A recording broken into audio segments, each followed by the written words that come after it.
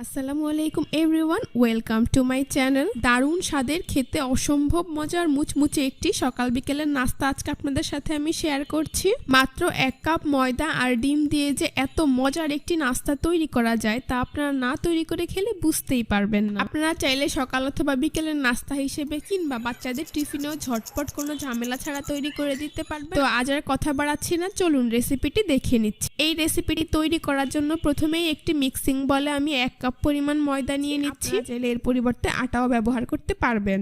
দিয়ে দিচ্ছি স্বাদ মতো লবণ, প্রায় 1.5 টেবিল চামচ পরিমাণ রান্নার রেগুলার তেল। তারপর এখানে আমি দিয়ে দিচ্ছি 1/2 চা চামচ পরিমাণ কালো জিরা। এইবার এই সবগুলো উপকরণ একসাথে খুব ভালো করে মিশিয়ে নিচ্ছি। এইখানে কিছুটা সময় নিয়ে ময়দা তেলের সাথে মিশিয়ে নিতে হবে। ময়ানটা যত ভালো হবে নাস্তাটা তত বেশি খাস্তা হবে। যখন দেখবেন ময়দা এইভাবে হাত দিয়ে মুঠো করলে দলা পেকে যায় তাহলে বুঝতে হবে ময়দা পারফেক্টলি মাখানো হয়ে গিয়েছে। এখন এর মধ্যে অল্প অল্প করে পানি অ্যাড করে একটি সফট ডো তৈরি করে নিচ্ছি। এইখানে আমি নর্মাল টেম্পারেচারের পানিটাই ব্যবহার করেছি। আপনারাও একেবারে পানিটা না দিয়ে এইভাবে অল্প অল্প করে অ্যাড করে একটি সফট ডো তৈরি করে নেবেন। এই যে দেখুন আমার কিন্তু ডো তৈরি করা হয়ে গিয়েছে। এখন আমি এর উপর সামান্য পরিমাণ তেল মাখিয়ে এটাকে একটি ঢাকনা দিয়ে ঢেকে রেস্টে রেখে দেবো প্রায় 10 থেকে 15 মিনিটের জন্য। অন্য একটি মিক্সিং বলে আমি এরকম মিডিয়াম সাইজের 2টি আলু খোসা ছাড়িয়ে এইভাবে কেটে সেদ্ধ করে নিয়েছি। আর এখানে আমি নিয়ে নিচ্ছি একটি খোসা ছাড়ানো সেদ্ধ ডিম। এইবার একটি গ্রেটার দিয়ে আলু আর ডিম গ্রেট করে নেব। আপনারা চাইলে কাঁটা চামচ দিয়ে কিংবা হাত দিয়েও ম্যাশ করে নিতে পারবেন। তো দেখতেই পাচ্ছেন আমার সবগুলো আলু কিন্তু গ্রেট করা হয়ে গিয়েছে। এখন ডিমটাকেও আমি একইভাবে গ্রেট করে নিচ্ছি। এই যে দেখুন আমার ডিম আর আলু গ্রেট করা হয়ে গিয়েছে। এখন আমি এর মধ্যে দিয়ে দিচ্ছি স্বাদ মতো লবণ। তারপর এখানে এরকম একটু ম্যাগির ম্যাজিক মশলার প্যাকেট নিয়েছি, এখান থেকে অর্ধেকটা আমি এর মধ্যে দিয়ে দিচ্ছি। আপনাদের হাতের কাছে না থাকলে এটা না দিলেও চলবে, এর পরিবর্তে আপনারা চাইলে চাট মশলাও ব্যবহার করতে পারবেন। দিয়ে দিচ্ছি 1/2 চা চামচ পরিমাণ ভাজা জিরার গুঁড়ো, 1/2 চা চামচ পরিমাণ ধনিয়ার গুঁড়ো আর 1/2 চা চামচ পরিমাণ গরম মশলা। দিয়ে দিচ্ছি 1/2 চা চামচ পরিমাণ চিলি ফ্লেক্স, 1/4 কাপ পরিমাণ পেঁয়াজ কুচি আর কাঁচামরিচ কুচি দিয়ে দিচ্ছি 3 থেকে 4টি। ঝালের পরিমাণটা আপনারা আপনাদের পছন্দ অনুযায়ী কমিয়ে বা বাড়িয়ে দিতে পারবেন। সবগুলো উপকরণ একসাথে খুব ভালো করে মিশিয়ে নিচ্ছি। মিশানো হয়ে গিয়েছে, এবার এটাকে এক সাইডে রেখে দিচ্ছি। ফিরে এলাম 15 মিনিট পর, ঢাকনা সরিয়ে নিচ্ছি। এই যে দেখুন আমার ডো কিন্তু অনেকটাই সফট হয়ে গিয়েছে। এবার এটাকে আরো কিছুটা মথে নিচ্ছি, তারপর একটি বোর্ডের ওপর নিয়ে নিচ্ছি, তারপর আরো কিছুটা সময় মথে নিচ্ছি।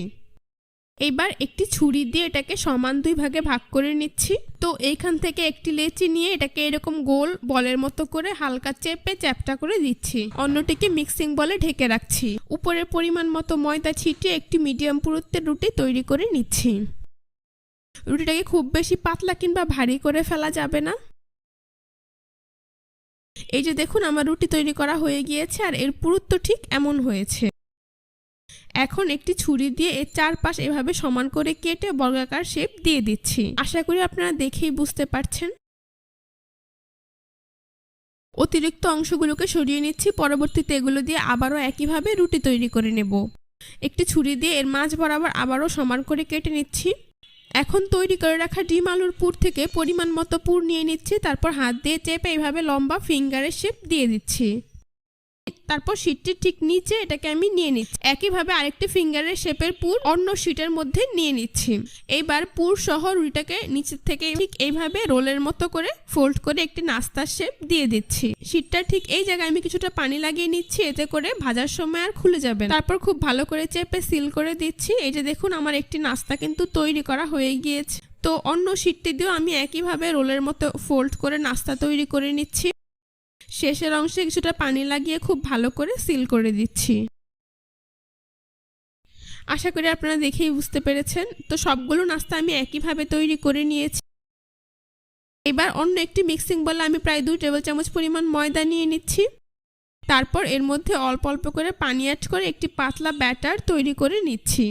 ব্যাটারটাকে খুব বেশি ঘন করার প্রয়োজন নেই, ব্যাটার তৈরি করা হয়ে গিয়েছে আর এর ঘনত্ব ঠিক এমন হয়েছে। তারপর এখানে অন্য একটি বাটিতে আমি লাল সেমাই নিয়ে নিচ্ছি 1/2 কাপ পরিমাণ। এই লাল সেমাইটাকে আমি হাত দিয়ে এভাবে গুঁড়ো করে নিচ্ছি। তো আমার লাল সেমাইটা খুব ভালো করে গুঁড়ো করা হয়ে গিয়েছে। এবার তৈরি করে রাখা একটি নাস্তার এক পাশ আমি খুব ভালো করে ব্যাটারে ডিপ করে নিচ্ছি। অন্য পাশটাকেও একইভাবে আমি ব্যাটারে ডিপ করে নিচ্ছি। আপনারা চাইলে এই অবস্থাতেই নাস্তাটা ভেজে নিতে পারবেন। আমি নাস্তাটা দেখতে সুন্দর এবং খেতে আরও কিছুটা মজাদার করার জন্য এর দুই পাশে লাল সেমাই দিয়ে কোট করে নেব। জন্য আমি ব্যাটার থেকে তুলে দুই পাশেই খুব ভালোভাবে লাল সেমাই দিয়ে কোট করে নিচ্ছি। আশা করি আপনারা দেখেই বুঝতে পারছেন। এখন এটা একটি নাস্তার প্লেটে আমি উঠিয়ে নিচ্ছি। একইভাবে আরও একটি নাস্তা আপনাদেরকে কোট করে দেখিয়ে দিচ্ছি। সেই জন্য প্রথমে নাস্তাটির এক পাশে আমি ময়দার ব্যাটারে খুব ভালো করে ডিপ করে নিচ্ছি। তারপর ব্যাটার থেকে তুলে এই পাশটাকে লাল সেমাই দিয়ে খুব ভালো করে কোট করে নিচ্ছি। তারপর অন্য পাশও একইভাবে ময়দার ব্যাটারে ডিপ করে নিয়ে ব্যাটার থেকে তুলে সেমাই দিয়ে কোট করে নিচ্ছি। আশা করি আপনারা পুরো প্রসেসটা খুব ভালো করেই বুঝতে পেরেছেন। এটাকেও আমি একইভাবে নাস্তার প্লেটে উঠিয়ে নিচ্ছি। তো এভাবেই আমি সবগুলো নাস্তা তৈরি করে নিয়েছি।